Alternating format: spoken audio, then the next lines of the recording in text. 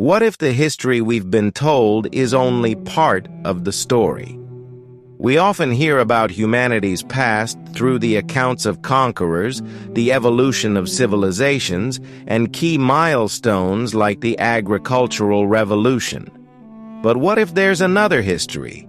One that has been suppressed, buried, or ignored? In 1946, in the desert region near Qumran, now part of the West Bank, a group of Bedouin teenagers wandered through the arid landscape, tending their flocks. Bored, they began hurling stones into the dark mouths of caves that dotted the cliffs. One of these stones struck something unexpected. Instead of silence, there was the sharp sound of shattering pottery. Curious, they ventured inside the cave, where they found large clay jars, some still intact, others already broken. Inside were ancient scrolls, untouched for centuries. What they had stumbled upon was one of the greatest archaeological discoveries of the 20th century, the Dead Sea Scrolls. Over the following years, archaeologists, historians, and treasure hunters uncovered hundreds of manuscripts across multiple caves, totaling around 800 to 900 texts. Among them was a long-forgotten religious text, the Book of Enoch. The Book of Enoch is unlike anything found in the traditional Bible. It consists of 5 sections: the Book of the Watchers, the Book of Parables, the Astronomical Book, the Book of Dreams, and the Epistle of Enoch. Together, they tell the story of a mysterious figure named Enoch, the great-grandfather of Noah. According to Genesis, Enoch lived 365 years before he was taken by God, escaping death entirely. But the Book of Enoch expands on his life, describing how he witnessed divine secrets, traveled through the heavens, and received prophetic knowledge. Most controversially, it presents an alternative account of the Great Flood, one that suggests it wasn't simply a punishment for human sin, but a necessary act to rid the earth of a race of supernatural giants. The book tells of the Watchers, a group of fallen angels sent to Earth to observe and guide humanity.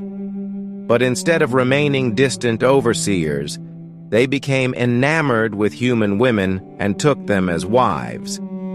Their offspring were the Nephilim, beings of enormous size and power who, according to the text, ravaged the earth, consuming everything in their path. In some accounts, they are even described as devourers of human flesh. The presence of the Nephilim disrupted the natural order, and the cries of humanity reached the heavens. The higher celestial powers, angered by this violation of divine law, decided that the only solution was total annihilation. The Great Flood, then, was not merely a cleansing of human wickedness, but a calculated act to eradicate these hybrids and imprison their fallen angelic fathers. This narrative echoes through multiple religious traditions. In Genesis 6:4, there is a cryptic reference to the Nephilim. The Nephilim were on the earth in those days, and also afterward, when the sons of God went to the daughters of humans and had children by them. They were the heroes of old, men of renown. Another reference appears in the Book of Numbers, where the Israelites report seeing giants so large that they felt like grasshoppers in comparison. Why, then, is the Book of Enoch absent from the Bible? If it was once widely accepted in Jewish and early Christian traditions, what led to its removal? To understand this, we must step back in time to the formation of the biblical canon. In the first few centuries after Christ's death, there was no fixed Bible. Christian communities across the Roman world possessed a vast array of gospels, epistles, and sacred writings. Some groups revered texts that are now considered apocryphal, while others followed teachings that would later be deemed heretical. The process of deciding which texts would form the official Bible was long and fraught with controversy. Contrary to popular belief, the Council of Nicaea in 325 AD did not determine the biblical canon. This is a modern myth.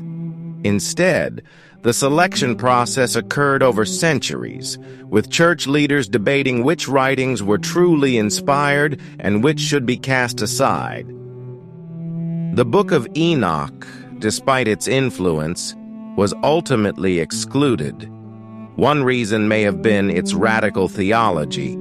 Unlike the more restrained references to angels and the supernatural in the Bible, the Book of Enoch delves deep into celestial hierarchies, cosmic secrets, and divine retribution.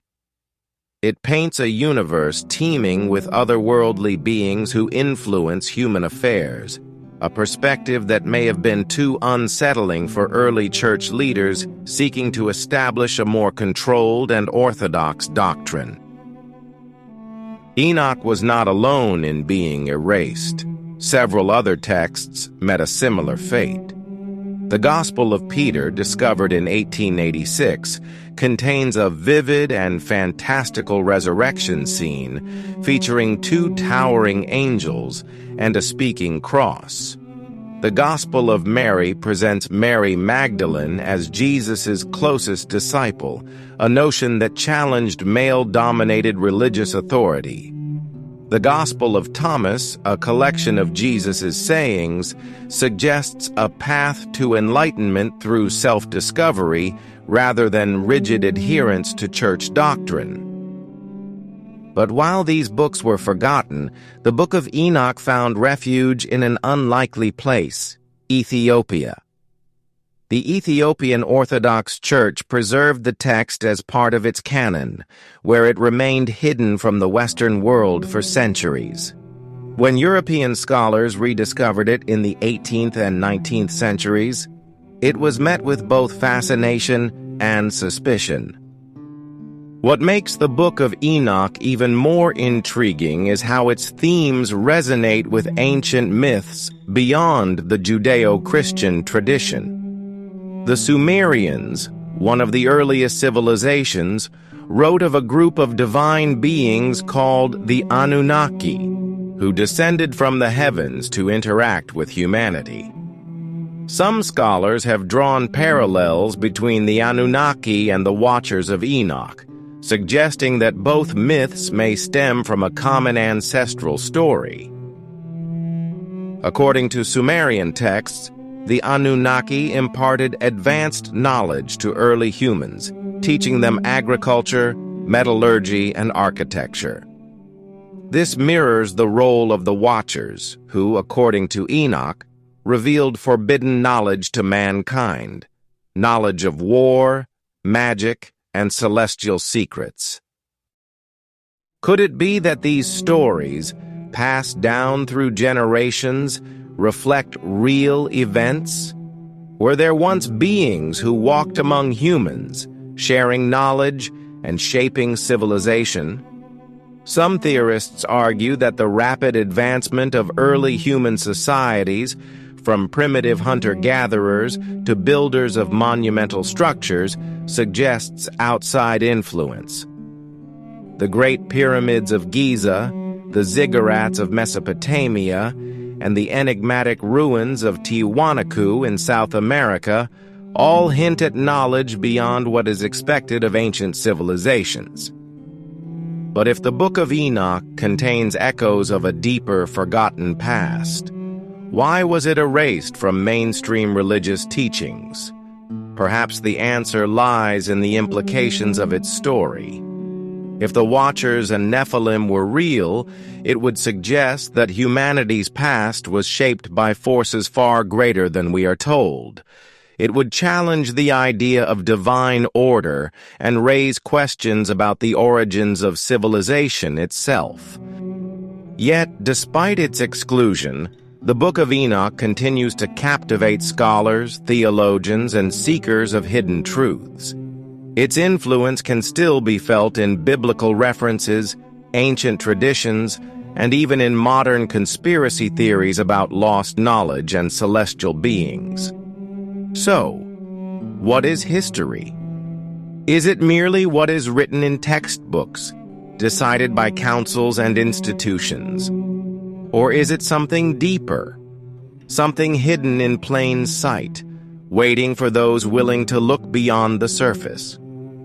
If you found this video intriguing, don't forget to subscribe to Shadows and Secrets for more deep dives into lost knowledge, forbidden texts, and the mysteries of the past. Leave a like if you enjoyed the content, and be sure to check out our other videos exploring the secrets of history. That said, thank you and see you next time.